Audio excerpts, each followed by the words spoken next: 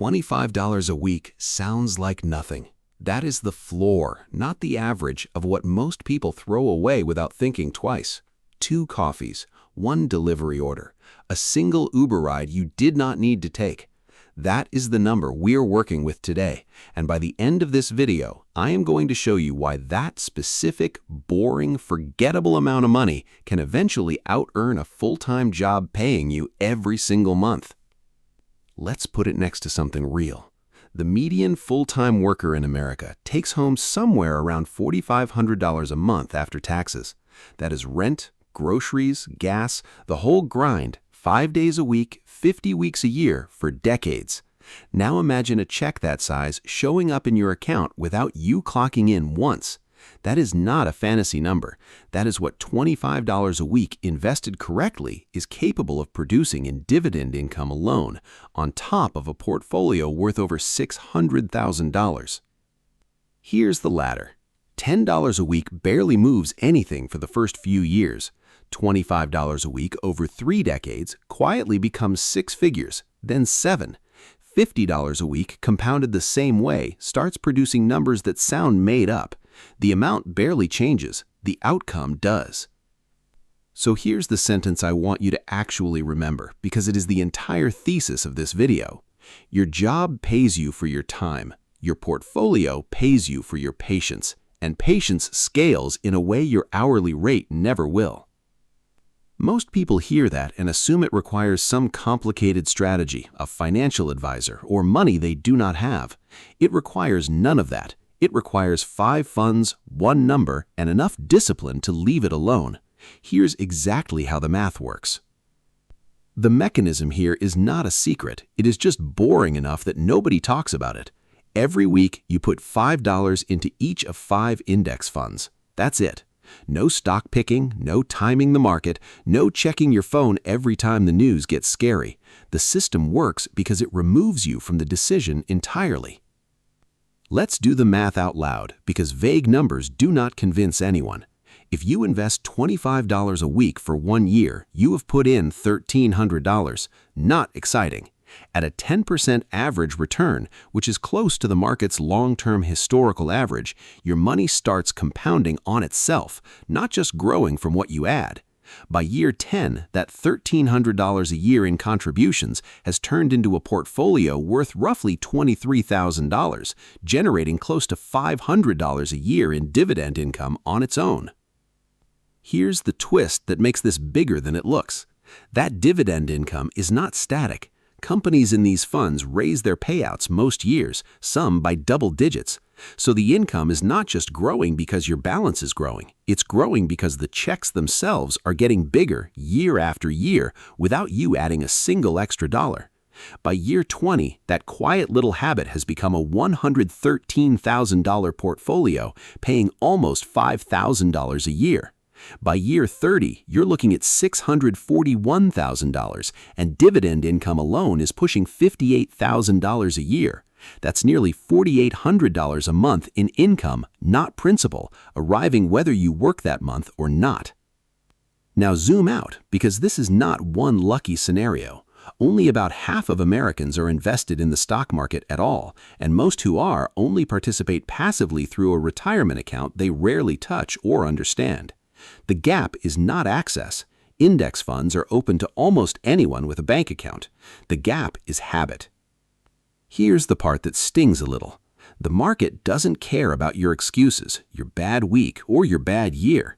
It doesn't care if you're stressed, behind on bills, or convinced this is not the right time to start. It just keeps compounding for the people who show up, and quietly moves on without the people who don't. Meet Danielle. She's 29, works as a dental hygienist, brings home about $3,400 a month after taxes. Nothing dramatic about her budget. Rent is $1,150, car payment is $310, groceries run her about $400.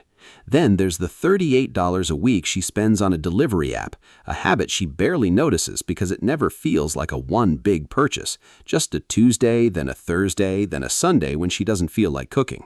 That $38 a week is $1,976 a year. It's not the reason she's broke, it's the reason her margin, the money that could actually be working for her, sits at almost exactly zero every single month. She's not overspending, she's just fully, quietly allocated. Now the obvious objection. But I need that. I work hard. I deserve it. This is different for me. And look, sometimes it genuinely is. But here's the data that makes most people pause. Surveys on discretionary spending consistently show that convenience purchases like delivery, subscriptions, and impulse buys make up a meaningful chunk of the average person's budget, often more than what they're putting toward any kind of investing at all. Most people aren't lacking the money to invest $25 a week. They're lacking the awareness that they're already spending more than that on something that disappears in 20 minutes and leaves no trace.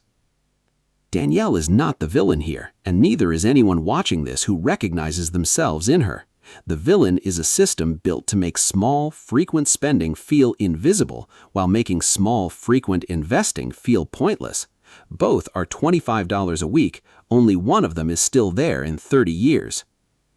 The alternative is not extreme. Nobody is asking Danielle to cancel her life. It's one swap. Cut delivery from 4 times a week to once and redirect the other $25 into that 5-fund portfolio and keep everything else exactly the same. Here's the difference in real numbers. $25 a week spent is $1,300 gone, no trace, no residue. $25 a week invested is $1,300 that starts working immediately, compounding at that same 10% average return we walked through earlier. Run that gap out over 30 years, and you're not looking at a few $1,000s of difference. You're looking at the $641,000 portfolio from earlier, paying nearly $4,800 a month in dividends versus zero. Same person, same income, same lifestyle, one decision compounding for 3 decades instead of disappearing every Tuesday night. So who actually profits when that $25 a week goes the other way into spending instead of investing? The delivery app profits, the restaurant profits, the payment processor takes a cut, the advertiser who put that notification on her phone at 6 p.m. profits. Everyone in that chain gets paid instantly and repeatedly. The only person who doesn't profit, ever, is Danielle. That's the entire thesis of this video stated plainly. Small, boring, unnoticed spending has an entire industry cheering it on. Small, boring, unnoticed investing has almost nobody cheering it on, which is exactly why it works. Here's the one thing to actually do today. Not tomorrow, not after payday, today. Open your bank statement, find one recurring $25 habit you barely notice, and ask yourself one honest question. Would I rather have this 30 minutes from now or $4,800 a month 30 years from now? If your situation is genuinely different, if you're underwater on debt, if you truly can't spare it right now, this is not a guilt trip. That is real, and it comes first. But if you can spare it and you've just never redirected it, this is your sign. Because in a world engineered to make you spend without thinking, choosing to invest without thinking is not frugal, it's quietly, unmistakably rebellious.